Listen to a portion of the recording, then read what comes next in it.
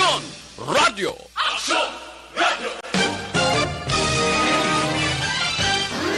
Ang inyong mabatian, isa kabilayaran ng programa. Kung anuman ang ginhambal sa natungdan, wala kahilabtanan ang tagdumalahan sining muragwagan. Madamugin nga salamat. Palay Aralan sa Radyo. School on the Air program ng Department of Agriculture.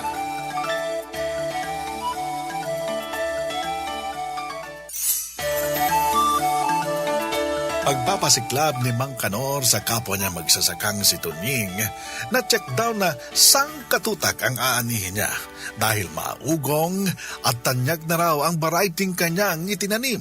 Wala raw kawala, lalong walang mintis. Huwag lang magkaubusan ng sako. Napatunayan na raw na dumadaplis sa 10 tonelada kada hektarya ang kaya nitong anihin. Ang nakalimutan ni Mr. Kanor ay nagdeklara na nga pala ang pag-asa na umpisa na ng El Nino noong nakaraang buwan pa. Tiyak na bibilib na naman sa akin si Mrs. nito.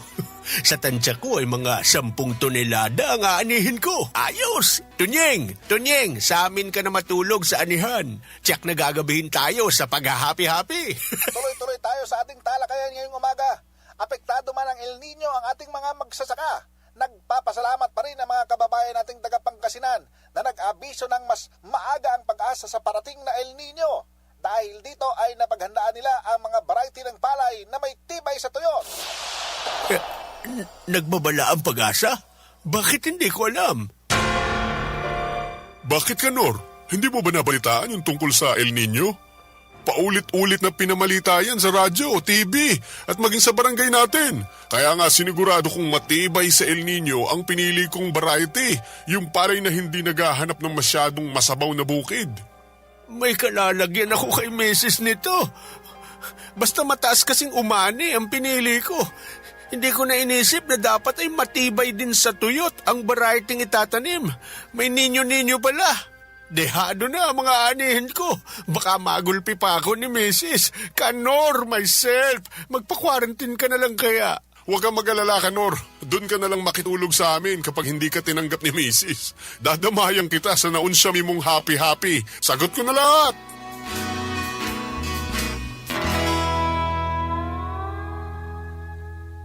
Variety matibay sa tuyot, subukan. Mga variety angkop sa El Nino.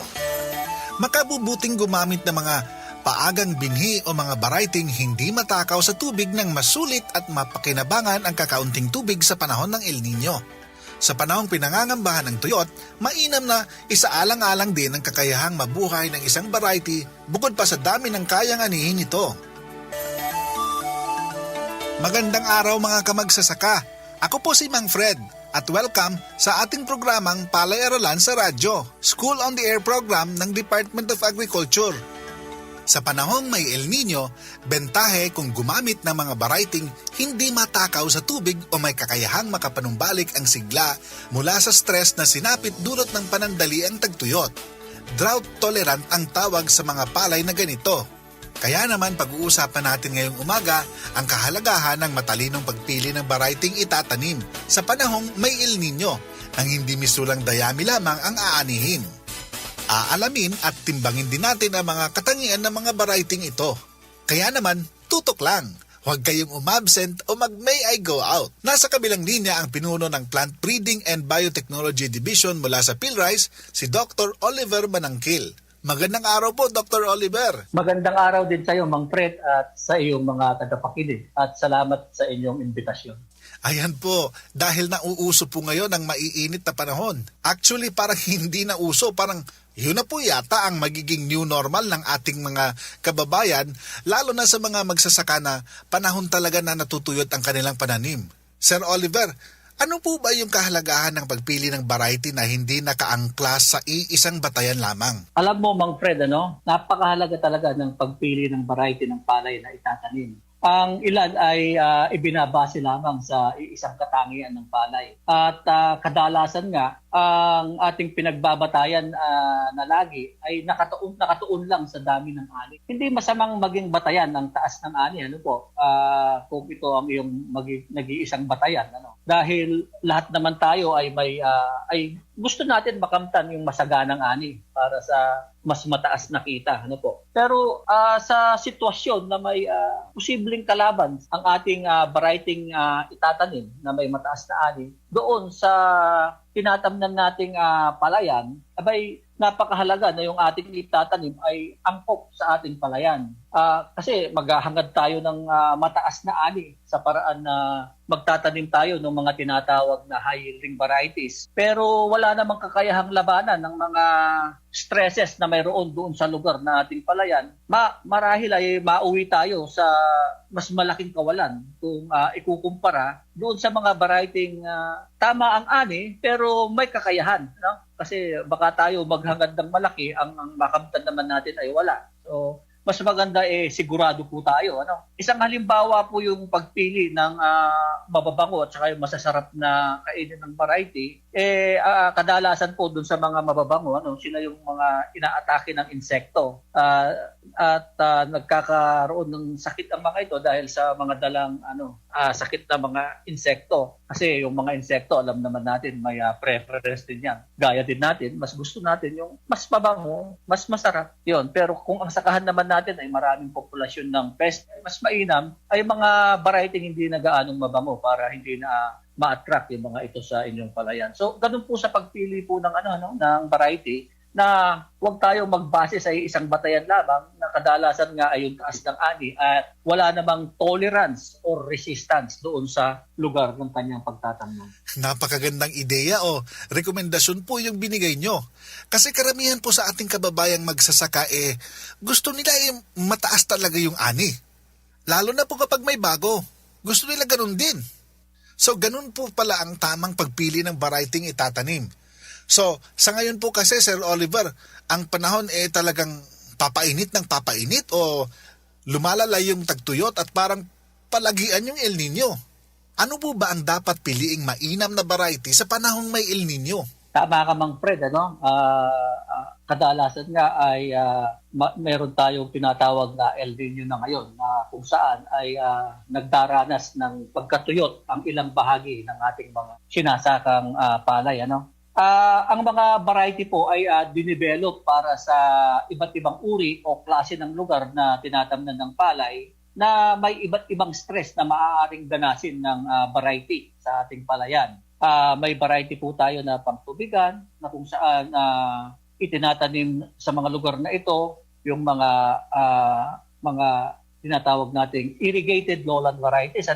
Ito po yung mga lugar na may tuloy-tuloy na supply ng patubig. Ito po ay yung dinadaanan ng mga NIA, at tuloy-tuloy po ang supply nila. O yung ibang lugar naman ay may shallow tube well, STW ang tawag ng iba dyan. Or ang iba naman ang tawag ay bomba, pero ito po yung bomba na hindi na kailangan ng saplot. Mayroon naman tayong lugar na tinatawag nating walang supply ng tubig, walang shallow tube well o bomba, at umaasa lang sa ulan. Ito po yung tinatawag natin na buhos ulan. Ang mga lugar na ito ay yung madalas magkaroon ng kakulangan sa tubig dahil sa paiba-ibang kondisyon ng ulan, lalo pa nga doon sa pagkakaroon ng El Nino. At may mga panahon din naman na marami yung ulan, na yun naman ay yung La Nina. At ito po yung dahilan kung bakit mayroon tayong tinatawag na rain-fed lowland drought-prone at rain-fed lowland flood-prone.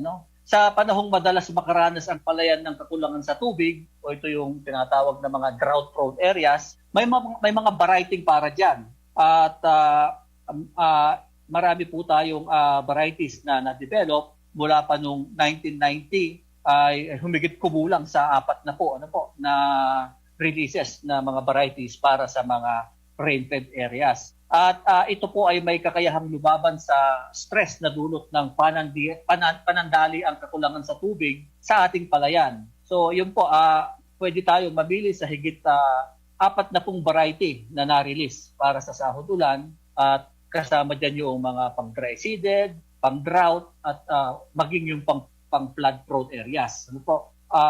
Nag-umpisa tayo mula noong 1990, may release na tayo na RC 272, then 278 at actually noong 2011 nakapag-release din tayo ng RC 480. Ito nga yung madalas itanim ngayon dahil sa kanyang dual adaptation. Pwede siya sa drought at pwede rin siya sa saline area. Napakarami na po palang mga binhi po na pagpipilian ng ating mga kababayan, Sir Oliver. Sir, doon po sa mga variety na pang drought tolerant o mga variety na hindi patatalo sa dagok ng El Nino, ano-ano po ba ang pangunahing katangian ng mga variety na ito? May ilang pag-aaral po, Mang Fred, na sinasabing nakokontrol ng palay yung transpiration at nakapag-iimbak at or sabihin natin nakapagtitipid sa paglabas o paggamit ng tubig ang isang drought-tolerant na variety sa panahong may kakulangan ng tubig. Ano? Kaya kung ang variety mong itatanim sa lugar na nakararanas sa kulangan ng tubig, makakaasa ka na may aanihin ka pa rin kung magkaroon ng La Nina kumpara sa kung itatanim natin ay variety sanay lamang sa may sapat na supply ng tubig. Kaya malaki yung mawawala sa atin kung itatanim natin ay variety na pang irrigated lowland. Ano? Kaya mas maganda na ang itanim natin ay mga rain-fed lowland varieties dahil ang mga variety ito ay may katangian na kontrolin ang transpiration at magtipid sa paggamit ng tubig. Ano? Or ito yung mga tinatawag na drought-tolerant varieties. Ayan, napakaganda po pala ng katangian ng mga variety na ito. Kumbaga, yung tubig sa kanyang katawan ay kaya po pala niyang i-control na huwag lumabas muna. Sir Oliver, paano po natin masisigurong ang napiling variety ay hindi patatalo sa dagok o yung sa epekto po ng El Nino? Ang mga variety dinevelop po na may drought resistance ay dumaan po yung mga yan sa maraming pagsusuri ng mga eksperto, ano? Sa drought screening. Ang ating mga breeders ay nagkaroon ng mga testing sa iba't ibang lugar sa Pilipinas na may drought stress. Ano?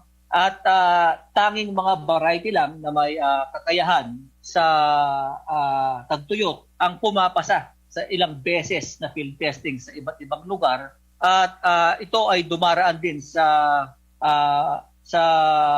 mga pagpili ng mga eksperto bago ito maging ganap na variety. So, sa dami ng kanyang pinagdaanan, masasabi natin na kung sa contest ay mga Miss Universe ito, ano? Kasi marami siyang pinagdaanan at pumasa sa lahat ng pinagdaanan, nakakatsak tayo na sa palay na may maraming pinagdaanan, makakasiguro tayo na ang mga variety ito ay hindi patatalo sa dagok ng El Nino at makapag-perform ng maganda sa lugar na may drought. Ganun po pala kabusisi yung pagpasa ng ganung variety. Halimbawa po may mga magsasaka po na gustong magtanim ng variety po na ito. Saan po kaya kami pwedeng makakuha o makabili ng binhi na pangtanim? Ang mga variety gusto nating magkaroon ay hindi basta-basta makukuha natin dahil dumadaan po yan sa pagpaparami bago natin makuha. Ang ating pong Business Development Division, pwede po tayong makakuha dyan, ngunit bago po tayo kumuha ay magbigay po tayo ng pataan na at least mga 2 seasons. Ano po? Kasi pararamihin po natin ang ating nucleus seeds, breeder seeds, foundation seeds, register seeds, at saka certified seeds.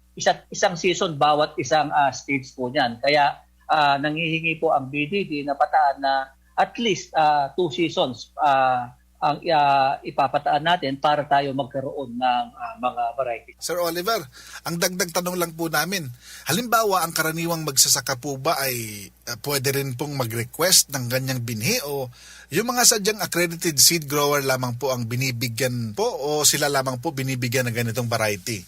Tanging ang mga accredited seed growers lang po ang binibigyan natin ng Business Development Division ng PhilRice ng mga binhing ito. At ang mga magsasaka naman po natin ay maaaring bumili ng kanilang dekalidad na buto o yung tinatawag nating certified seeds sa ating mga accredited seed growers. Ano po?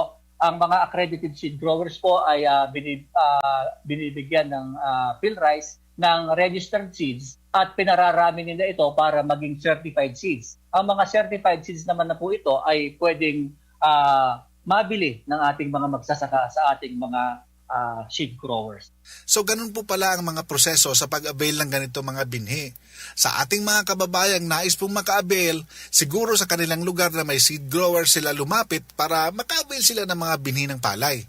Sir Oliver, baka po may mga dagdag pa po kayo sa ating mga tagapakinig.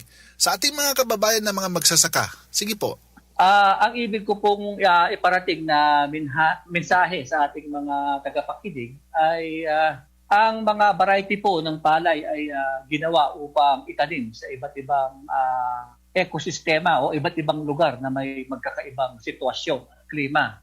May variety po tayo na para sa sahod-ulan, meron sa tubigan, meron sa nalulubog, meron sa mataas na lugar, meron din dun sa malapit sa dagat, sa may mainit na lugar. Huwag po tayong sumugal na magtanim ng variety na di angkop na doon sa lugar na ating pinagtatamnan dahil po sa oras na magkaroon ng problemang pisikal ay malaki po ang mawawala sa ating ani. Maaaring mabuhay, ngunit kung magkaroon ng mahabang tagtuyot ay may problemang napipinto. Parang hindi po ba tayo nagtataka na bakit ang durian ay mas marami sa Mindanao at halos wala sa ibang lugar? Ito po ay dahil ang durian ay akmang-akma sa south part ng Pilipinas. At yung Mindanao naman po ay nasa south, doon sa kanilang lokal na klima doon. At kasama nga dyan yung Malaysia, Indonesia, dahil yun ay sa ibaba po ng Mindanao. At na maaari na itong Mindanao, Malaysia, maaaring may parehong agroclimatic zone po yun. At yun po yung nagiging dahilan kung bakit meron tayong mga varieties sa iba't ibang lugar dito sa ating bansa. Pero dahil po sa breeding, sa ginagawang breeding, makakakita na rin tayo ng mga prutas na itatanim na rin sa Luzon, gaya nga halimbawa nung durian, makikita na natin sa Laguna. Yun po ay dahil sa breeding. Ngunit napakatagal na proseso po yan.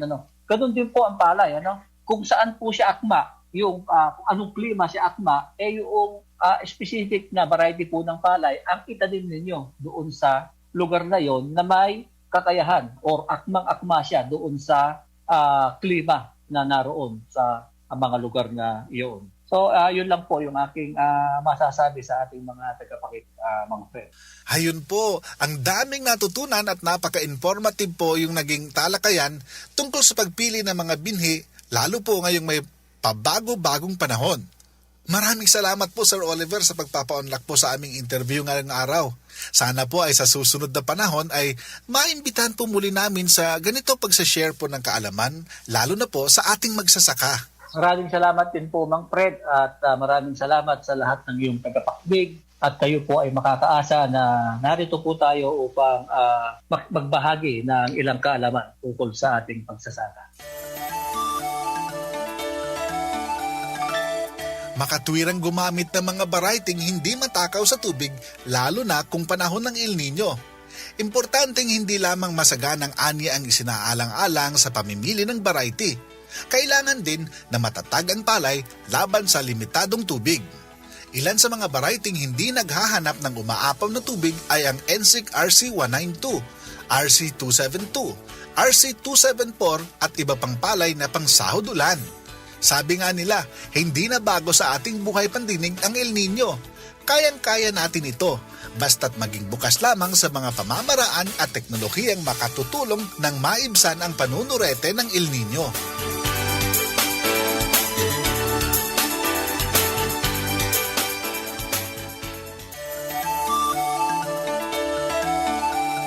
So, sa ngayon po kasi Sir Oliver, ang panahon talagang papainit ng papainit o lumalala yung tagtuyot at parang palagian yung El Nino. Ano po ba ang dapat piliing mainam na variety sa panahong may El Nino? Tama ka, Mang Fred, ano? Kadalasan nga ay meron tayong tinatawag na El Nino na ngayon na kung saan ay nagdaranas ng pagkatuyot ang ilang bahagi ng ating mga sinasakang palay. Ano? Ang mga variety po ay dinevelop para sa iba't ibang uri o klase ng lugar na tinatamnan ng palay na may iba't ibang stress na maaaring ganasin ng variety sa ating palayan. May variety po tayo na pangtubigan na kung saan itinatanim sa mga lugar na ito yung mga tinatawag nating irrigated lowland varieties. Ano? Ito po yung mga lugar na may tuloy-tuloy na supply ng patubig. Ito po ay yung dinadaanan ng mga NIA. Yun po, no? At tuloy-tuloy po ang supply nila. O yung ibang lugar naman ay may shallow tube well. Ano po? STW ang tawag ng iba dyan. Or ang iba naman, ang tawag ay bomba. Ano? Pero ito po yung bomba na hindi na kailangan ng saplot. Mayroon naman tayong lugar na tinatawag nating walang supply ng tubig, walang shallow tube well o bomba, at umaasa lang sa ulan. Ito po yung tinatawag natin na buhos ulan. Ano? Ang mga lugar na ito ay yung madalas magkaroon ng kakulangan sa tubig dahil sa paiba-ibang kondisyon ng ulan, lalo pa nga doon sa pagkakaroon ng El Nino. Ano? Sir, doon po sa mga variety na pang drought tolerant o mga variety na hindi patatalo sa dagok ng El Nino, ano-ano po ba ang pangunahing katangian ng mga variety na ito? May ilang pag-aaral po, Mang Fred, na sinasabing nakokontrol ng palay yung transpiration at nakapag-iimbak at or sabihin natin nakapagtitipid sa paglabas o paggamit ng tubig, ang isang drought-tolerant na variety sa panahong may kakulangan ng tubig. Ano? Kaya kung ang variety mong itatanim sa lugar na nakararanas sa kulangan ng tubig, makakaasa ka na may aanihin ka pa rin magkaroon ng La Nina kumpara sa kung itatanim natin ay variety sanay lamang sa may sapat na supply ng tubig. Kaya malaki yung mawawala sa atin kung itatanim natin ay variety na pang irrigated lowland. Ano? Kaya mas maganda na ang itanim natin ay mga rain-fed lowland varieties dahil ang mga variety ito ay may katangian na kontrolin ang transpiration at magtipid sa paggamit ng tubig. Ano? Or ito yung mga tinatawag na drought-tolerant variety. Ayan, napakaganda po pala ng katangian ng mga variety na ito. Kumbaga, yung tubig sa kanyang katawan ay kaya po pala niyang i-control na huwag lumabas muna. Sir Oliver, paano po natin masisigurong ang napiling variety ay hindi patatalo sa dagok o yung sa epekto po ng El Nino? Ang mga variety dinevelop po na may drought resistance ay dumaan po yung mga yan sa maraming pagsusuri ng mga eksperto, ano?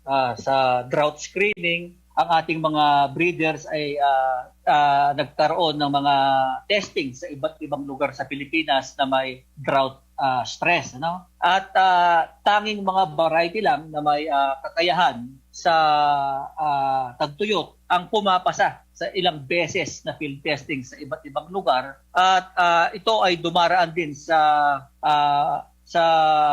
mga pagpili ng mga eksperto bago ito maging ganap na variety. So, sa dami ng kanyang pinagdaanan, masasabi natin na kung sa contest ay mga Miss Universe ito, ano?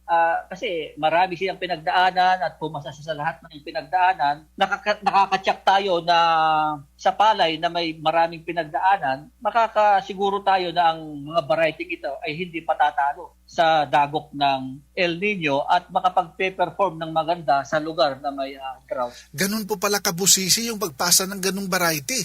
Halimbawa po may mga magsasaka po na gustong magtanim ng variety po na ito. Saan po kaya kami pwedeng makakuha o makabili ng binhi na pangtanim?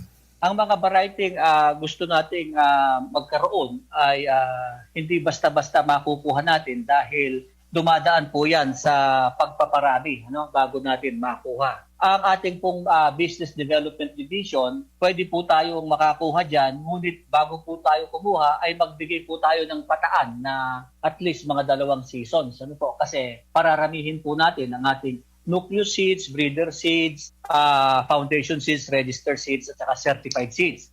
Isang season bawat isang stage po niyan. Kaya nanghihingi po ang BDD na pataan na at least 2 seasons ang ipapataan natin para tayo magkaroon ng mga variety. Sir Oliver, ang dagdag tanong lang po namin, halimbawa ang karaniwang magsasaka po ba ay pwede rin pong mag-request ng ganyang binhi o yung mga sadyang accredited seed grower lamang po ang binibigyan po o sila lamang po binibigyan ng ganitong variety? Tanging ang mga accredited seed growers lang po ang binibigyan natin ng Business Development Division ng PhilRice ng mga binhing ito. At ang mga magsasaka naman po natin ay maaaring bumili ng kanilang dekalidad na buto o yung tinatawag nating certified seeds sa ating mga accredited seed growers.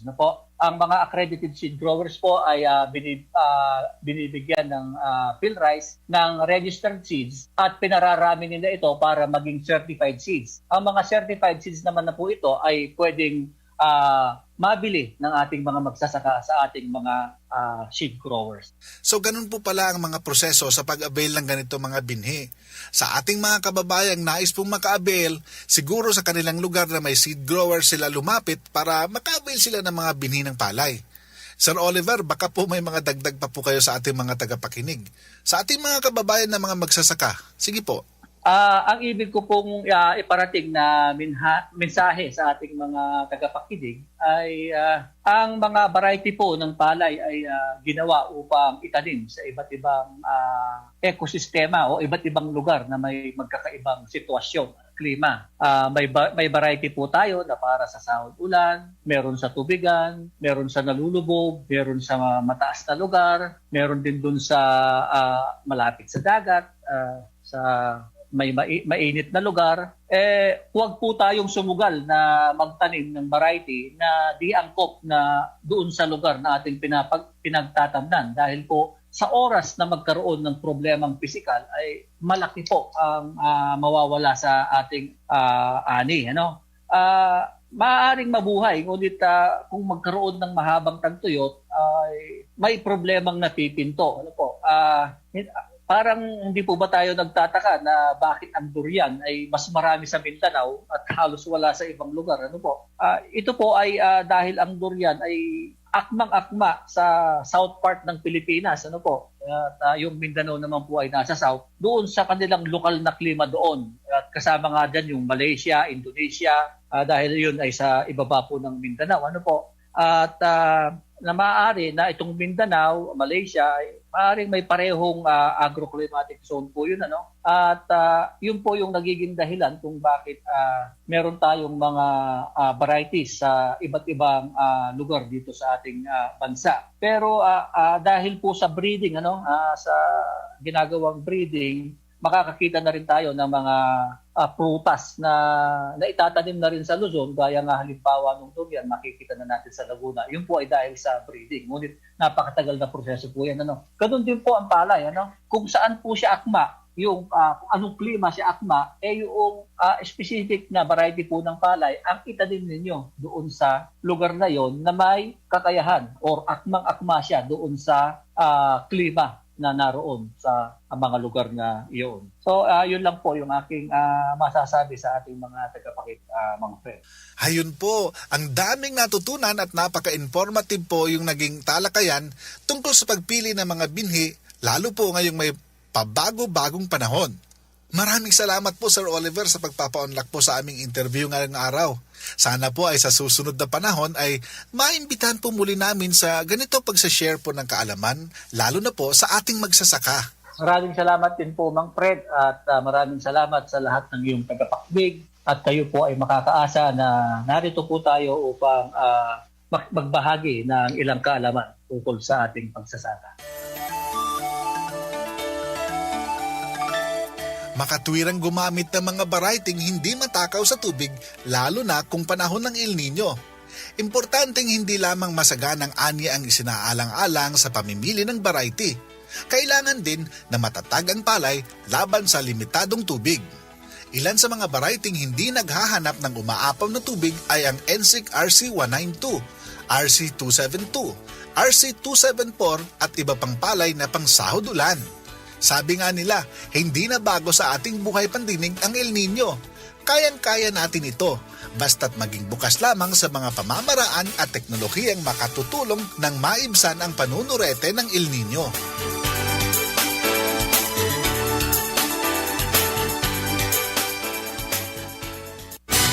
Para sa karagdagang impormasyon sa pagpapalayan, mag-text o tumawag sa DA Philrice Text Center bilang 0917-111-7423. I-like din ang DA Philrice at Department of Agriculture Facebook pages nang updated ka sa usaping pagpapalayan.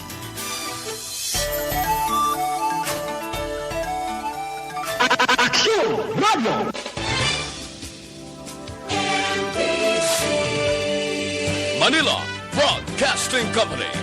Sa balita, komentaryo,